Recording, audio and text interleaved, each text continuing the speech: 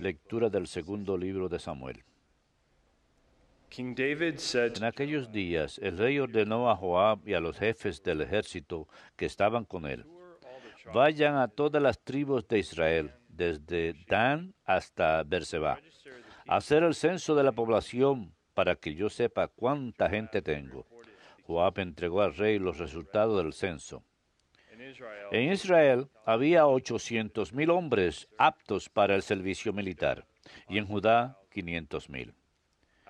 Pero después de haber hecho el censo del pueblo, a David le remordió la conciencia y dijo al Señor: he cometido un grave error. Ahora, Señor, perdona la culpa de tu siervo, porque he hecho una locura. Antes que David se levantase por la mañana, el profeta Gad, vidente de David, recibió la palabra del Señor. Vete a decir a David: así dice el Señor, te propongo 3 castigos. Elige uno y yo lo ejecutaré. Gad se presentó a David y le notificó: ¿qué castigo escoges?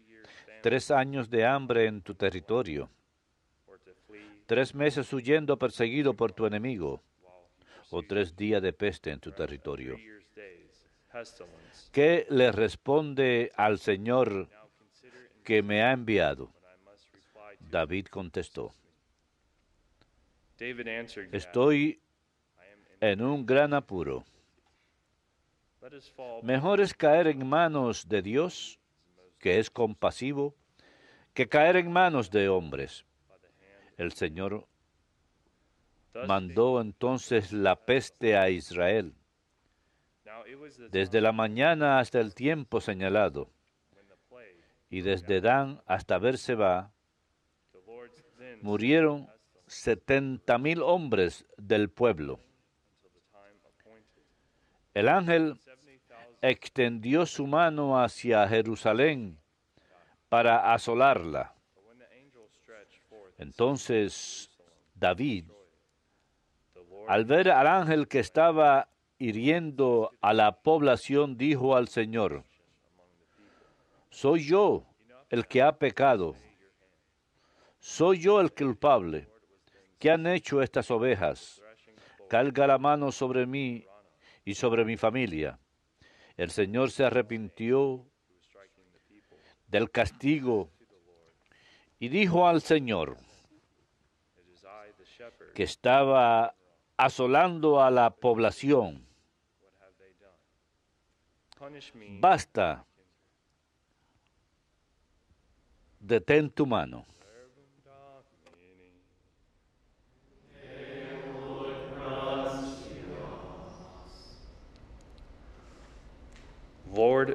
Perdona, Señor, mi culpa y mi pecado. Señor, perdona mi culpa y mi pecado.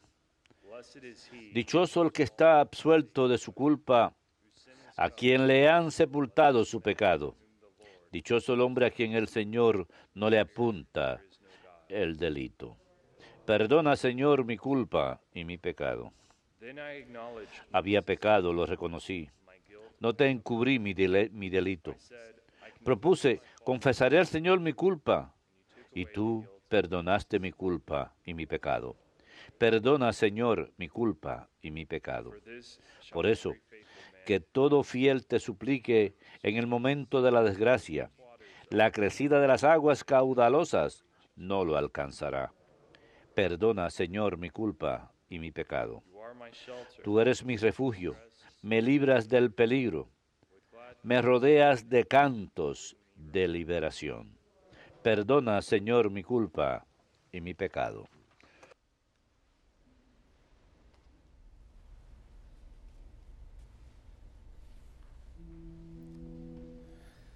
Alleluia, alleluia, alleluia, alleluia, alleluia,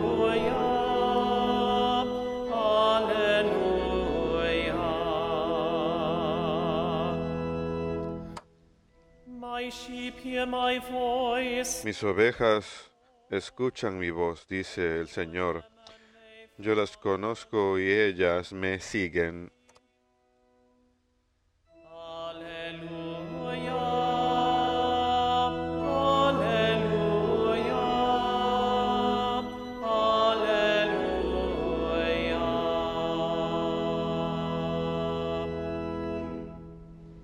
Dominus vobiscum.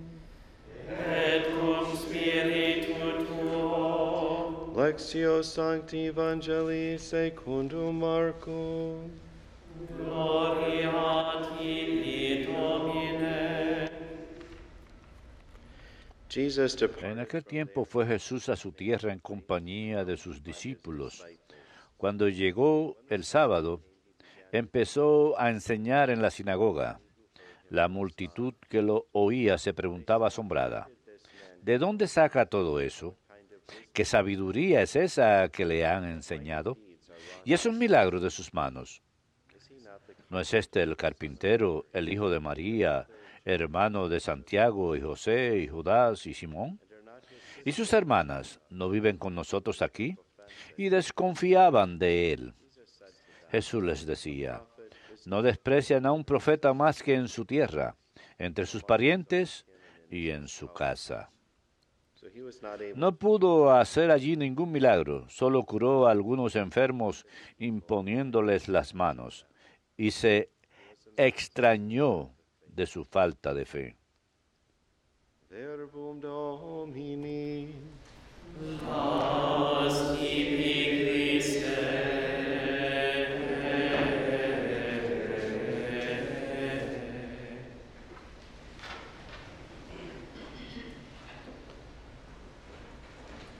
It is an honor for us to have Es un honor para nosotros tener como cocelebrante esta mañana al padre Timothy Gallagher.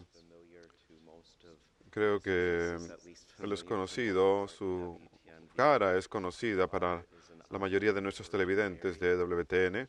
El padre es un oblato de la Virgen María y en la actualidad tiene la cátedra de San Ignacio de Formación Espiritual en el seminario de San Juan Vianney en Denver, y él está destacado allá con su comunidad en Denver. Así que él trabaja con jóvenes hombres en camino al sacerdocio, y el padre está aquí porque hace poco publicó un libro que tiene que ver con la dirección espiritual, según los métodos de discernimiento de San Ignacio de Loyola. Así que él va a estar apareciendo en WTN en vivo esta noche y va a ser entrevistado por Doc Keck en Marca Páginas. Padre, es bienvenido y cada vez que venga de visita es bienvenido acá. Si hubiera sabido que iba a venir, le hubiera hecho que predique esta mañana, que diga algo mucho más profundo de lo que yo soy capaz de decir esta mañana, pero hablando de profundidad, hoy celebramos la festividad de San Juan Bosco, quien vivió de 1815 a 1934, 1850 a 1934. Él realizó una gran labor con los jóvenes, salvando a los jóvenes hombres de volverse delincuentes, y no solamente catequizándolos, sino dándoles educación básica y enseñándoles una profesión, un oficio, de manera que puedan conseguir empleo y ser productivos en lugar de involucrarse en el crimen y una vida pecaminosa. Si alguna vez tienen la oportunidad de estar de peregrinaje en Italia, les recomiendo que visiten el lugar de nacimiento de San Juan Bosco. Normalmente uno visita Turín, donde él realizó su labor, pero a unas 12 millas al este de Turín está Castelnuovo. Es un gran centro para los salesianos de Don Bosco, y hay una enorme basílica ahí, pero en el mismo terreno hay una pequeña capilla que es el lugar de nacimiento o el hogar de San Juan Bosco y su madre, Mama Margarita. Los salesianos la han convertido en capilla, y en esa pequeña capilla hay una de las estatuas más hermosas que hay de la Santísima Virgen bajo su título Nuestra Señora, Socorro de los Cristianos. Así que les recomiendo que si alguna vez están por allá, que visiten esa pequeña iglesia. Nuevamente, captura la tremenda belleza de la Santísima Virgen. Yo tuve la oportunidad de estar ahí de visita hace mucho tiempo, cuando aún era un joven sacerdote. Estaba de peregrinaje con Bob y Penny Lord de feliz memoria y nos llevaron ahí durante nuestro peregrinaje. Pero como estaba diciendo, don Bosco tomaba a los jóvenes y reconocía que eran capaces de moverse en una dirección equivocada en la vida, alejándose del Señor. Así que él les enseñaba un oficio y los salesianos están muy involucrados en esto hasta el día de hoy. Son considerados la comunidad religiosa más grande del mundo. Y si alguna vez ven un padre o hermano o hermana salesianos trabajando con los jóvenes, tienen un gran carisma para relacionarse con los jóvenes y gran afecto por los jóvenes, para que lleguen a conocer al Señor y sus vidas se vean elevadas. Ayer por la noche escuchamos al presidente de los Estados Unidos dar su discurso del Estado de la Unión y hubo muy pocos puntos que todos en la Cámara de Representantes se pusieran de pie y aplaudieran. Se podía ver siempre esa división política, pero una de las cosas que mencionó en la que parecía haber una respuesta unida, dijo: tenemos que invertir esfuerzo y dinero en la edificación de las escuelas vocacionales para nuestros jóvenes. Esto hubiera estado muy alineado con lo que hacía San Juan Bosco en su vida. Yo no creo que el gobierno federal tenga la solución para todas las cosas. La mayoría del tiempo, cuando aplicamos este cuidado por las almas a través de entidades religiosas, es más eficaz y productivo. Pero las escuelas vocacionales para los jóvenes, algunos de nuestros jóvenes no están inclinados a la universidad y algunos no tienen la oportunidad ni el dinero para ese tipo de educación, pero pueden recibir algún tipo de capacitación para poder conseguir empleo y ser productivos en sus vidas. Y nuevamente, salir de la pobreza. Por seguro, la movilidad vertical hacia arriba, en un momento la voy a criticar, pero una movilidad hacia arriba correcta, porque en el cuidado de las almas, en el cuidado de nuestros hermanos y hermanas, el enfoque es hacia la persona íntegra y elevar a todos, no solamente en la vida espiritual, sino en su vida entera, que se eleven por encima de donde se encuentren en el presente, que sea para su bien. Así que en eso estaba enfocado San Juan Bosco y en un momento lo voy a relacionar con lo que dice acá el Evangelio. Una de las preguntas que la gente de Nazaret hacía de Jesús y una de las razones por la que tienen dificultad para aceptarlo es, escuchan acerca de todas esas cosas profundas que está enseñando en otros lugares y los milagros que realiza por todos lados, pero ellos creen conocerlo. Él es uno de sus compañeros, así que él dice: ¿quién es este? Él no estudió en ninguna escuela rabínica, es un carpintero. Y verdaderamente no están diciendo esto de forma elogiante. La palabra tectón, que significa carpintero, no significa solamente alguien que trabaje con la madera, sino que trabaje con las manos. Una persona que hace todo tipo de reparaciones. Como uno de los comentaristas bíblicos indica, si a uno le hace falta que les fabricaran una jaula para las gallinas, él lo podía hacer. Si hace falta hacer una casa, él lo podía hacer. Cualquier reparación, una pared o una cerca, este hombre, este artesano podía hacer todo eso.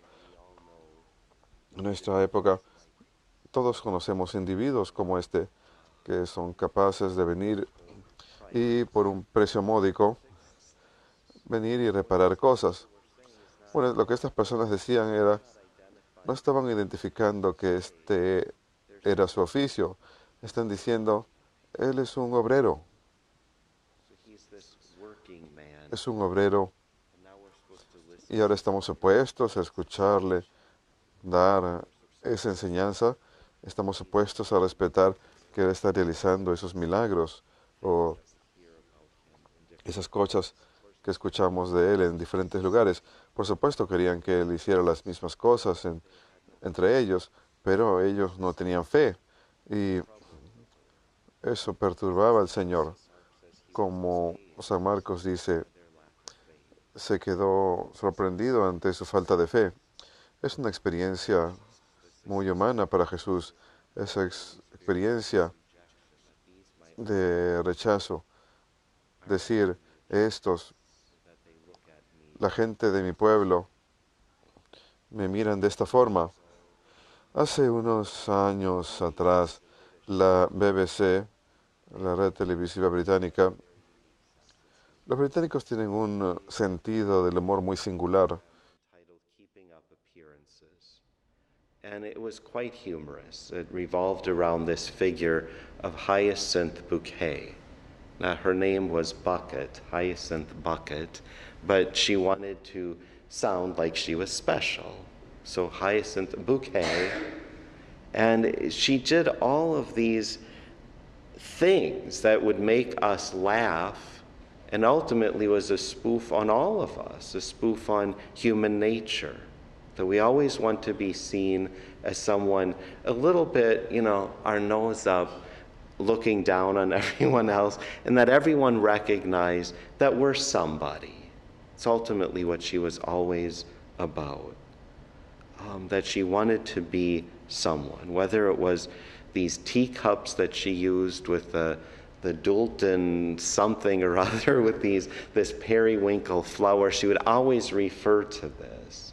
And it made you giggle because it's like, if you really reír porque si uno se pone a pensar en eso, en la naturaleza humana, ¿a quién le importa?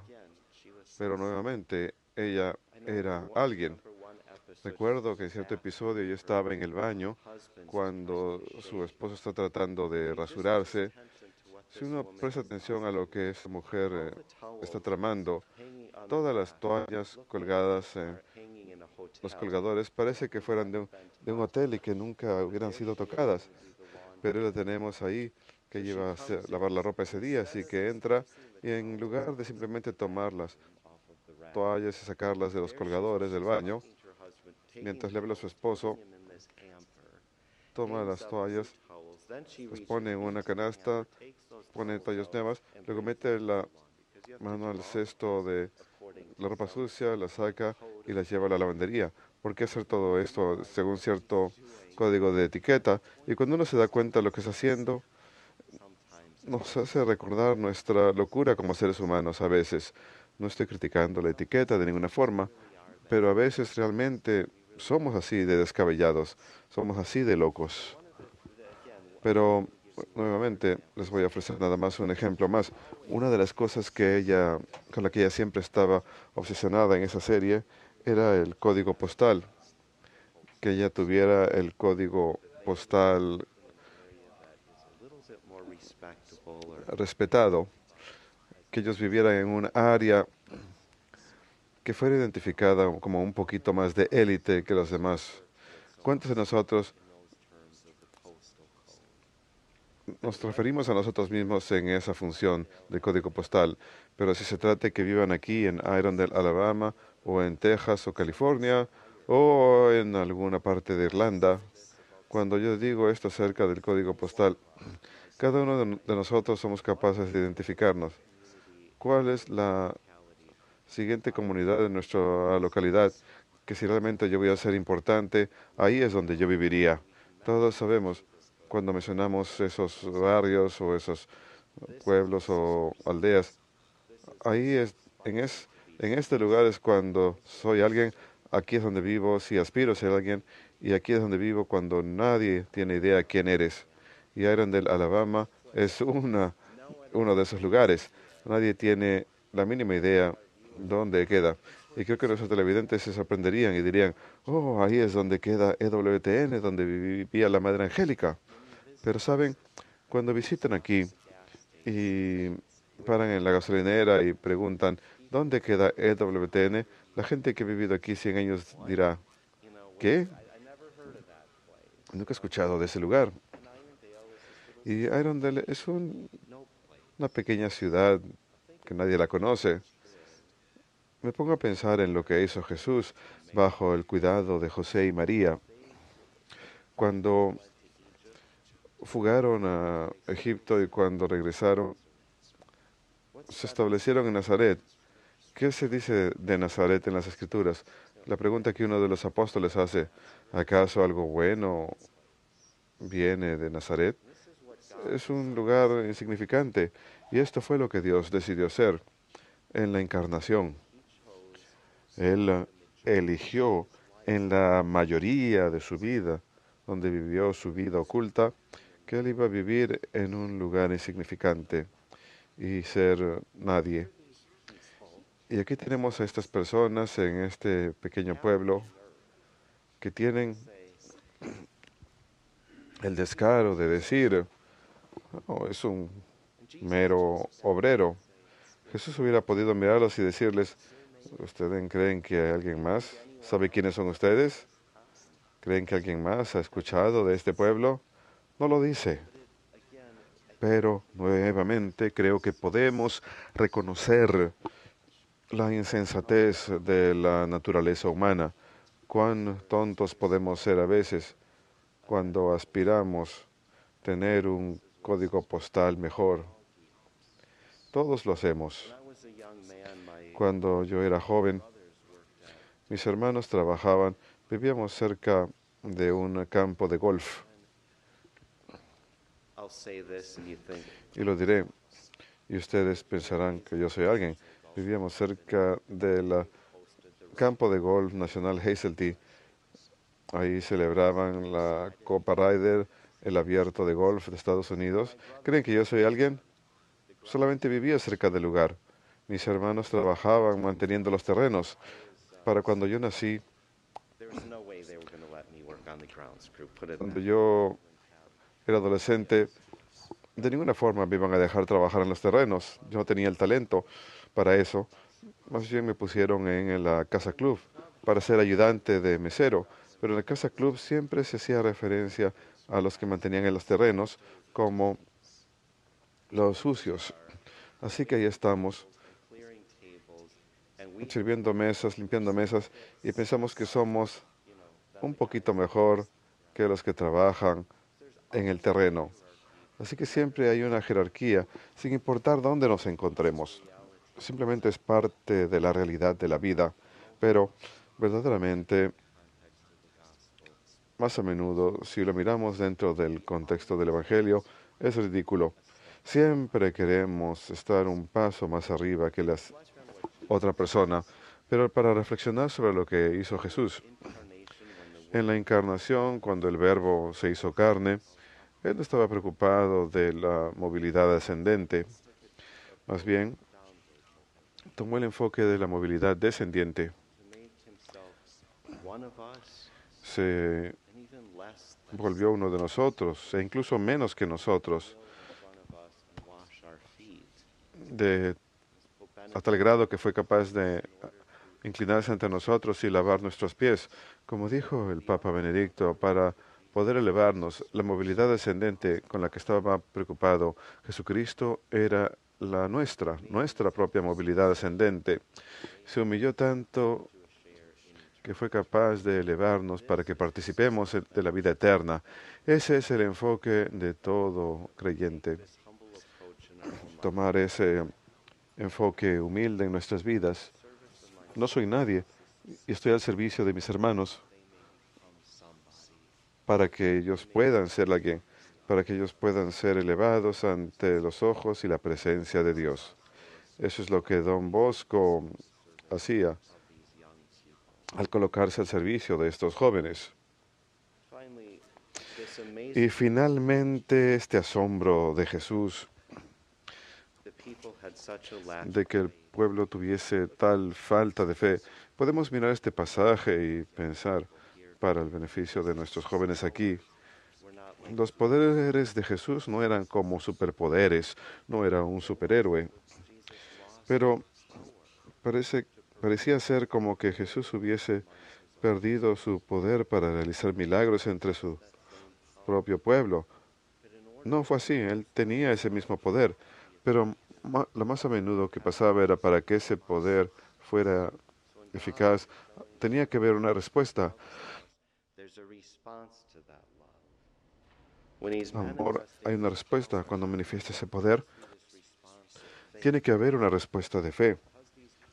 Y como estas personas carecían fe en él, no pudo realizar muchos milagros entre ellos. Así que cuando queremos que el Señor, o siempre deseamos que el Señor obre poderosamente en nuestras vidas, lleve a cabo sanación en nosotros, para eso debemos tener fe.